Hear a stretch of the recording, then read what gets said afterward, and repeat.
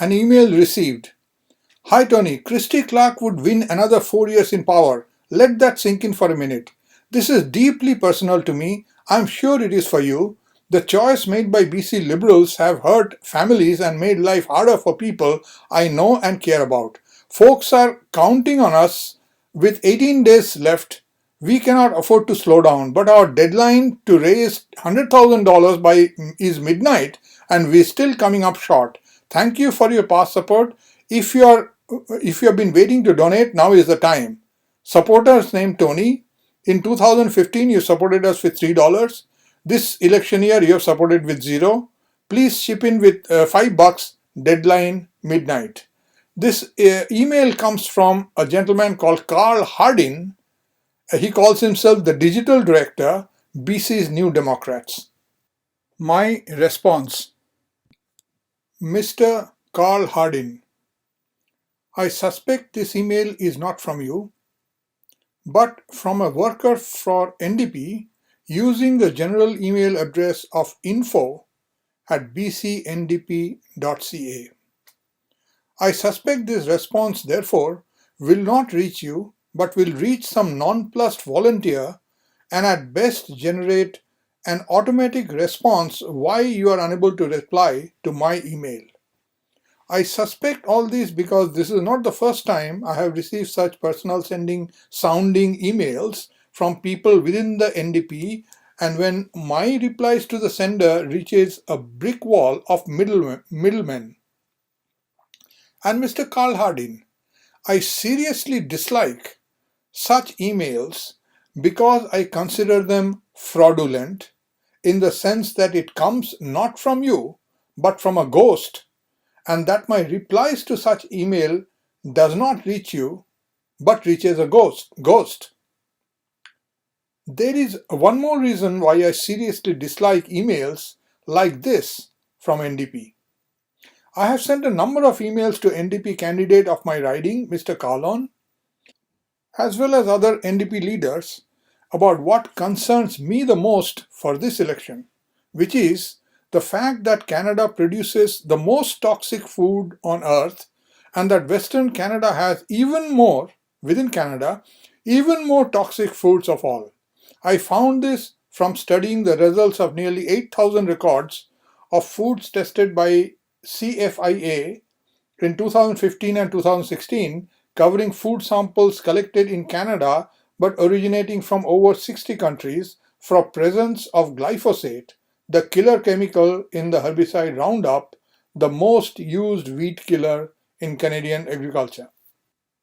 I was so shocked with the findings that I have just recently published my analysis in an ebook titled Poison Foods of North America on Amazon. I am now trying my level best to bring this topic of us in Western Canada being forced to consume the most toxic food on the planet into the mainstream political discourse. My question to Mr. Kalon of BC NDP from my riding and to the NDP leaders and also to you is, what are you prepared to do about it? This is a question I asked the NDP, the Liberals and the Greens. Only the Greens have responded. Your party does not appear to have the guts to address it. Neither do the Liberals. Therefore, to answer your worries about Christy Clark getting another 4 years in power, my response would be, there is only one difference between the Liberals and the NDP, and that is, the Liberals are in power and you are not. There is no other difference in my view because all issues you want to talk about are insignificant compared to mass poisoning of people through toxic foods, and for me, this has become a single issue election. A single issue election. I have not copied this email to BC NDP leader Mr. John Horgan because he does not even disclose his email. Any effort to contact him must go to this ghost email of info@bcndp.ca. I can send an email to the Prime Minister of Canada, to the President of the United States, and to the heads of most other countries, but not to John Horgan, the BC NDP leader. Who does he think he is? God. I regret that I paid $3 to your party back in 2015. You are not getting a cent more from me unless your candidate and your leader faces up to this toxic food of Canada issue and your leaders stop hiding behind ghost emails. Instead of asking me for money, you may spend your own hard-earned $10 to get hold of a copy of my book and read it end to end for a change. That might be an education you need to qualify for a political career. I know this email is unlikely to be forwarded to you by whoever the middleman is that reads these responses, but I am writing this to you for another purpose. I intend to make a video out of this, use it in petitions, blogs, social media, and use it to influence other citizens to stop allowing politicians to hoodwink the people and force them to face real concerns instead of talking about manufactured and superficial issues.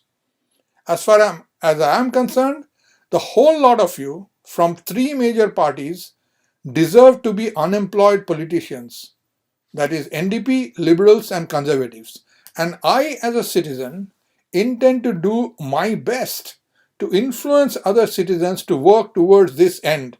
Canada needs different kind of politicians, the ones that are not like you. I do not expect a response, but this will be out there on social media. Good day to you, Mr. Ghostly Writer for Carl Hardin. This is Tony Mitra, 10891 Cherry Lane, Delta BC V4E3L7, Canada. Ghost response received. This time not from Carl Hardin, but from your BC NDP team. Again, the email address is info@bcndp.ca.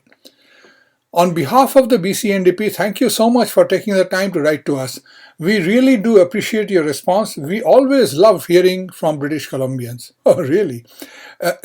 Due to high volume of messages, we do not reply each individually. Please be assured that we review all our incoming messages and distribute them to appropriate staff. I apologize for the impersonal reply, but please know we do read your message and love hearing from you. If you are requesting information, we will get back to you as soon as possible.